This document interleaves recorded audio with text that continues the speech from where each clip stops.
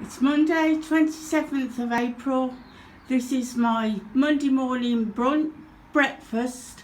I've been up since 5 o'clock. I've made a lovely cake with dates, cherries and sultanas in like a Madeira cake.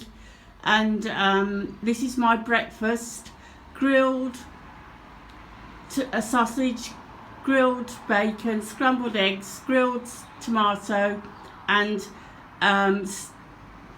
dry fried mushrooms.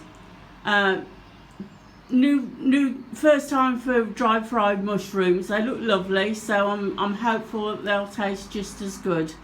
I'm trying to lose a bit of weight, and that's why it's a big breakfast for me. But there's no bread, no toast, and I'll have a cup of tea later on. It's a lovely day. Breakfast on the balcony.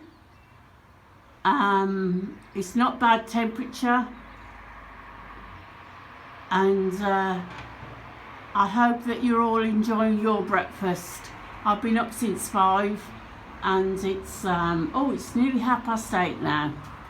So over and out, Susan-Aliya, Andrews-Howells and leg over Sue.